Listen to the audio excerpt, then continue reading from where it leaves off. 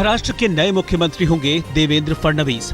कल शाम मुंबई में बीजेपी विधायक दल की बैठक में उन्हें नेता चुन लिया गया। उसके बाद फडणवीस नवनिर्वाचित विधायकों के साथ राजभवन में राज्यपाल सी विद्यासागर राव से मिले और सरकार बनाने का दावा पेश किया। फडणवीस 31 अक्टूबर को शपथ ग्रहण करेंगे।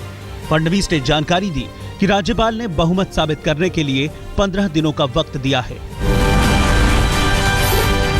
माननीय राज्यपाल जी को हम मिले और शाम को जिस समय हमारे विधानमंडल की जो पार्टी है उसने एक मत से नेता के रूप में मेरा चुनाव किया, उस रिजोल्यूशन को लेकर हमने राज्यपाल जी को सरकार स्थापन करने का एक हमारा निवेदन दिया और उसके बाद हमको निमंत्रण दिया है।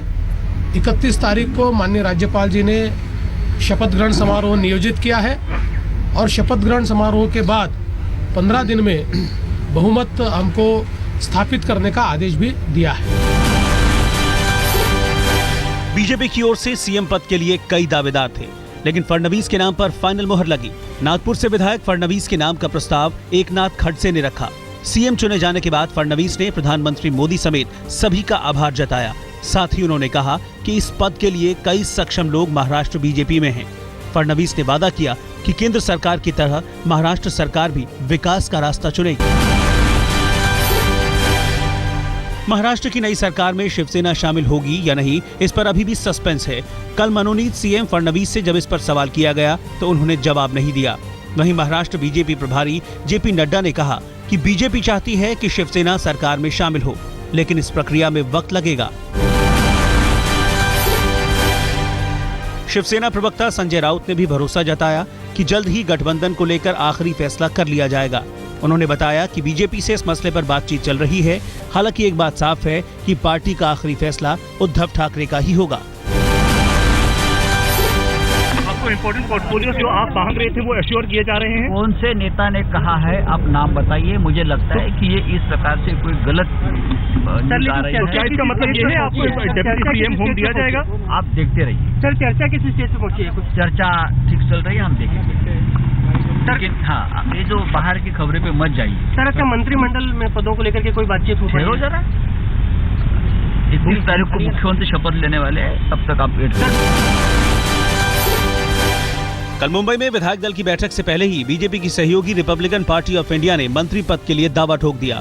पार्टी अध्यक्ष रामदास अठावले ने मीडिया से बातचीत करते हुए कहा कि उनकी पार्टी को भी मंत्री पद मिलना चाहिए।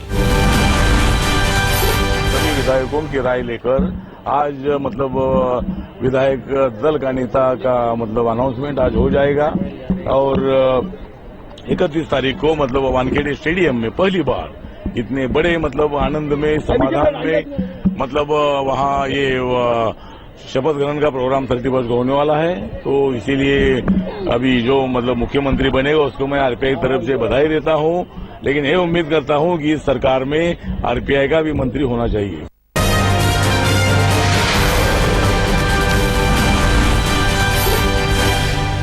महाराष्ट्र में सरकार और सीएम की गुत्थी सुलझने के बाद केंद्रीय गृह मंत्री राजनाथ सिंह कल रात मुंबई से दिल्ली लौटे। आते ही उन्होंने सबसे पहले उपराज्यपाल नजीब जंग से सरकार बनाने को लेकर बात की। सूत्रों के मुताबिक केंद्र सरकार दिल्ली में चुनाव कराने के पक्ष में है, हालांकि दूसरे पहलुओं पर भी विचार जारी है। दिल्ली में सरकार बनाने को लेकर चल रही सियासी उठापटक के बीच बीजेपी प्रदेश अध्यक्ष सतीश उपाध्याय ने अपनी नई टीम का ऐलान कर दिया। उन्होंने अपनी टीम में कई नए चेहरों को जगह दी है। रमेश विधुड़ी, आशीष सूद और रेखा गुप्ता को महासचिव बनाया गया है। बीजेपी ने स्वच्छता अभियान के नाम पर एक अलग सेल गठित किया है। सतीश गुप्ता उसके प्रमुख होंगे। वहीं हरीश खुराना, राजीव बब्बर और अमन सिन्हा प्रवक्ता बनाए गए हैं। 4 महीने से सतीश उपाध्याय की नई टीम के ऐलान का इंतजार था। दिल्ली में सरकार के मसले को लेकर कल सुप्रीम कोर्ट ने केंद्र सरकार को फटकार लगाई। कोर्ट ने केंद्र से पूछा कि बीजेपी कैसे सरकार बनाएगी। सरकार बनाने में हो रही देरी और बहुमत के आंकड़े पर भी अदालत ने सवाल खड़े किए। केंद्र सरकार ने दलील दी कि राष्ट्रपति ने उपराज्यपाल के उस प्रस्ताव को मंजूरी दे दी है जिसमें सबसे बड़ी पार्टी को सरकार बनाने का न्योता देने की बात थी। इस पर वकील प्रशांत भूषण ने कहा कि सरकार चूहे बिल्ली का खेल खेल रही है। सरकार की दलील पर सुप्रीम कोर्ट ने भी नाराजगी जाहिर की। अब इस मामले की सुनवाई गुरुवार से शुरू होगी। कोर्ट की नाराजगी के बाद बीजेपी बैकफुट पर है, लेकिन सूत्रों के मुताबिक पार्टी झारखंड और जम्मू कश्मीर विधानसभा चुनाव तक दिल्ली में चुनाव नहीं कराना चाहती, यानी 1.5 महीने बाद ही पार्टी कोई फैसला करने का मूड बना रही है। दिल्ली के बीजेपी अध्यक्ष सतीश उपाध्याय ने भी कहा है कि पार्टी सही समय पर सही फैसला करेगी। पार्टी के हमारे वरिष्ठ नेता हैं और भारतीय जनता पार्टी जो दिल्ली की स्थिति है इस पर पूरी हमारी नज़र है और एक हम जिम्मेवार दल हैं। दिल्ली की बेहतरी के लिए जो भी संभव होगा उसके संदर्भ में समय आने पर हम आपको इसके संदर्भ में जरूर जानकारी देंगे कि पार्टी किस तरीके से इसके संदर्भ में सोच रही है और क्या पार्टी का निर्णय होगा। केंद्रीय परिवहन मंत्री नितिन गडकरी ने कहा है कि दिल्ली में सरकार बनाने को लेकर पहले प्रधानमंत्री नरेंद्र मोदी और राष्ट्रीय अध्यक्ष अमित शाह से बात होगी, तब इस पर फैसला लिया जाएगा। सुप्रीम कोर्ट के निर्णय पर हमारे राष्ट्रीय अध्यक्ष और प्रधानमंत्री इनसे दिल्ली की टीम की चर्चा होगी। मैं दिल्ली का प्रभारी हूं और उसके बाद हमारी पार्टी इसका निर्णय लेगी। बीजेपी के रुख पर कांग्रेस और आम आदमी पार्टी के हमले तेज हो गए हैं। कांग्रेस चुनौती दे रही है कि बीजेपी चुनाव कराए। वहीं आम आदमी पार्टी के नेता अरविंद केजरीवाल ने भी कहा है कि अगर मोदी लहर है तो चुनाव क्यों नहीं कराते। केजरीवाल का ये भी दावा है कि दिल्ली में आपसे टकराकर मोदी की लहर थम जाएगी। दिल्ली में लोगों ने 49 दिन की सरकार देखी थी। दिल्ली को वो सरकार वापस चाहिए, हर आदमी को। तो दिल्ली वाले ये कह रहे हैं कि मोदी जी को हमने प्रधानमंत्री बना दिया, वो तो प्रधानमंत्री हैं। दिल्ली में हमें केजरीवाल चाहिए। दिल्ली मोदी वेव नहीं चलेगी? नहीं, मोदी वेव उन्होंने प्रधानमंत्री बना दिया मोदी जी को, अब दिल्ली में उन्हें केजरीवाल चाहिए। फर्जी वोटर मामले में बीजेपी ने अरविंद केजरीवाल को नोटिस भेजा है, साथ ही चुनाव आयोग को भी चिट्ठी लिखी है। 27 अक्टूबर को केजरीवाल ने बीजेपी पर फर्जी वोटर बनाने का आरोप लगाते हुए चुनाव आयोग से शिकायत की थी।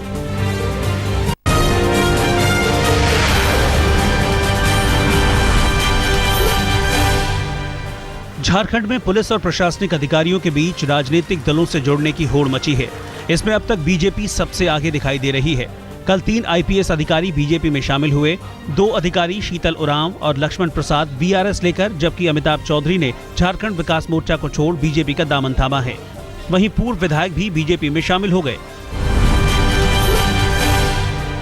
हरियाणा की नई सरकार ने ऐलान किया है कि पूर्व की कांग्रेस सरकार का कोई वादा या फैसला लागू नहीं होगा। इसके साथ ही 1 नवंबर से पंजाब के समान हरियाणा के कर्मचारियों को मिलने वाले वेतनमान के फैसले पर भी रोक लग गई है। इससे कर्मचारी संगठन नाराज हैं। कांग्रेस ने भी कर्मचारियों के हक में प्रदर्शन की धमकी दी है।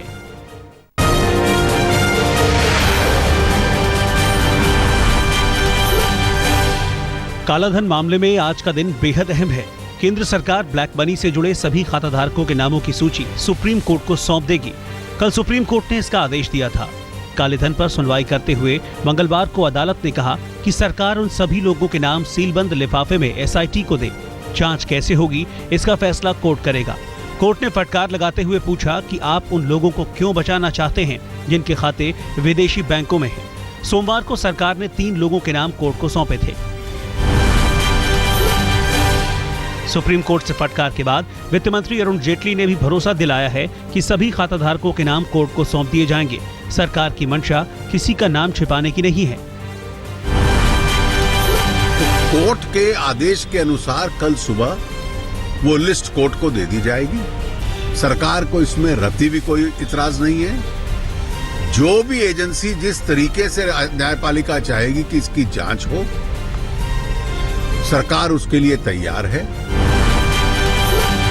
कांग्रेस ने इस मसले पर मोदी सरकार को घेरा है। पार्टी प्रवक्ता अजय माकन ने कहा कि आखिर पूरे नाम बताने में क्यों दिक्कत हो रही है। माकन ने यह भी सवाल किया कि जेटली ने 17 अक्टूबर को दिए हलफनामे में भारत की रेटिंग गिरने का जिक्र क्यों किया। आम आदमी पार्टी के नेता अरविंद केजरीवाल ने कालेधन पर कांग्रेस और बीजेपी दोनों को घेरा है। उन्होंने आरोप लगाया है कि दोनों पार्टियों ने खाता धारकों के नाम छिपाने की जी तोड़ कोशिश की। कांग्रेस वाले और अब बीजेपी की सरकार बनने के बाद बीजेपी वाले काला धन वालों को बचाते हुए नजर आ रहे थे। उनके नाम नहीं डिस्क्लोज कर रहे थे। जाहिर है कल पता चला कि जिन लोगों के नाम काले धन की लिस्ट में हैं उन्होंने दोनों पार्टियों को चंदा दे रखा है। तो आज का जजमेंट बहुत स्ट्रांग है और आज कोर्ट ने भी कहा कि ऐसा क्यों लग रहा है कि ये बचाते हुए आप इनको नजर आ रहे हैं काला धन वालों को। समाजसेवी अन्ना हजारे ने काले धन पर फिर आंदोलन की धमकी दी है। कल उन्होंने कहा कि शीतकालीन सत्र के बाद काले धन का पूरा चिट्ठा सामने नहीं आया तो फिर आंदोलन होगा। अन्ना ने प्रधानमंत्री मोदी को चुनाव से पहले किए वादे की याद दिलाई।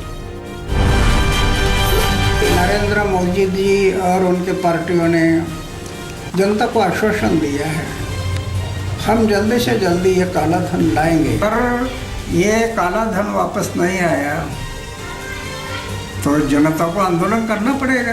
ये आश्वासन देकर नहीं करते, नेतृत्व करने वाले बहुत है, हम तो एक सिपाही बनकर काम करेंगे उसमें। प्रवर्तन निदेशालय ने काला धन के उन तीनों अकाउंटों की जांच शुरू कर दी है जिनकी जानकारी केंद्र सरकार ने सोमवार को सुप्रीम कोर्ट में दी थी। ईडी ने आयकर विभाग को चिट्ठी लिखकर जानकारी मांगी है ताकि ये साफ हो सके कि कहीं बैंकों में जमा रकम हवाला के जरिए तो विदेश नहीं भेजी गई। ईडी की जांच के दायरे में डाबर के पूर्व डायरेक्टर प्रदीप बर्मन, कारोबारी पंकज लोडिया और राधा टिम्बलू शामिल हैं।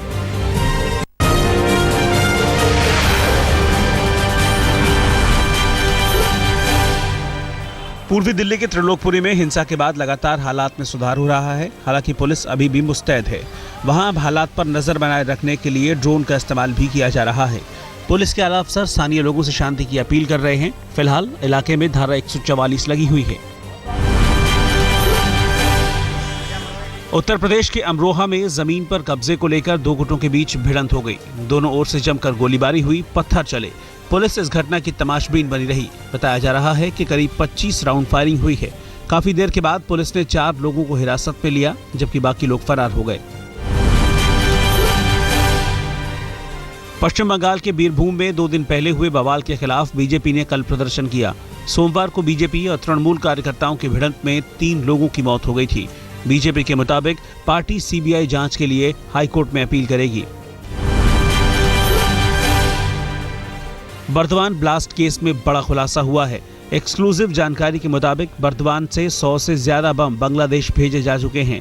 यहां 2 मदरसों में आतंकी पाठशाला चलती थी। यूसुफ शेख और कौसर नाम के 2 लोग मदरसे में ही बम बनाने की ट्रेनिंग देते थे। बांग्लादेश के रहने वाले ये दोनों आरोपी वहीं के आतंकी संगठन जमात उल मुजाहिदीन के बंगाल यूनिट की अहम कड़ी हैं। खुलासा ये भी हुआ है कि मदरसे में रहने वाली ज्यादातर लड़कियां हैं। एनआईए की जांच में राज्य सरकार की ओर से लापरवाही भी सामने आई है।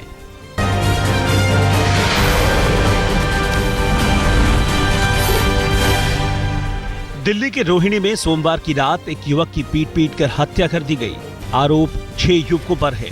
इनमें से 3 को पुलिस ने हिरासत में ले लिया है। बताया जा रहा है कि किसी पुरानी रंजिश की वजह से ये कत्ल हुआ है। फरीदाबाद में एक शख्स ने अपनी पत्नी की गोली मारकर हत्या कर दी।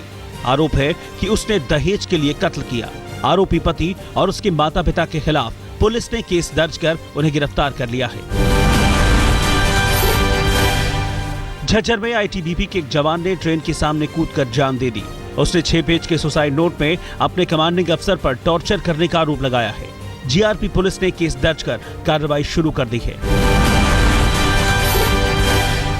दिल्ली पुलिस ने एक शातिर कार चोर को गिरफ्तार किया है, जो चोरी की कारों को यूपी के अलग अलग इलाकों में बेचता था। उस पर 6 कार चोरी के मामले दर्ज हैं। आरोपी से टाटा सफारी, इनोवा और बोलेरो समेत 11 कारें बरामद की गई हैं।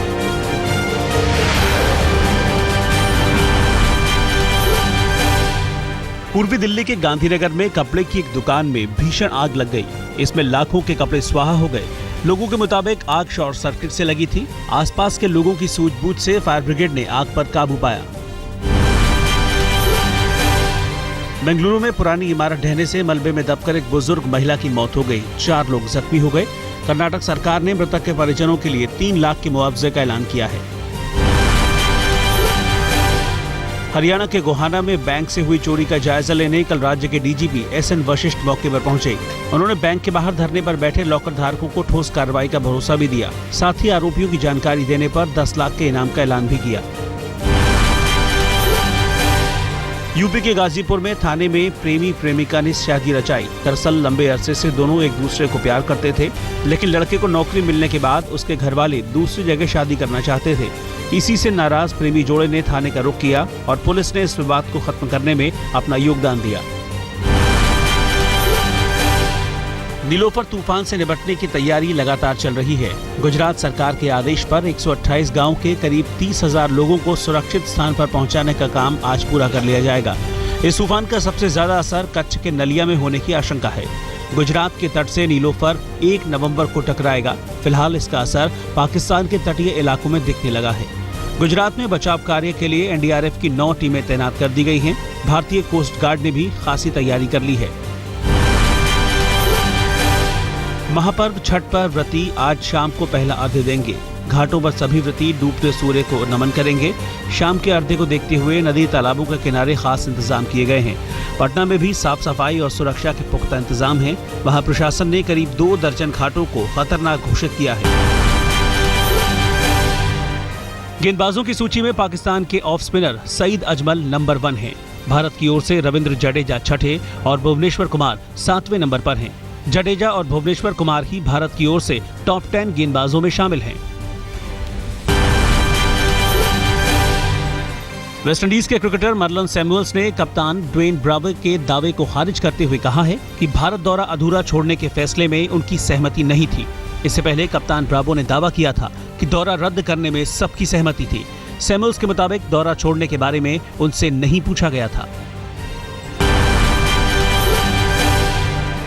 WTA डबल्स खिताब जीतने पर राष्ट्रपति प्रणब मुखर्जी ने सानिया मिर्जा को बधाई दी है। कल उन्होंने कहा था कि सानिया की ये कामयाबी युवाओं को प्रेरित करेगी। वहीं दूसरी ओर सानिया मिर्जा ने प्रधानमंत्री नरेंद्र मोदी की जमकर तारीफ की। सानिया ने कहा कि मोदी एक बेहतरीन नेता हैं और हर कामयाबी पर उत्साह बढ़ाते हैं।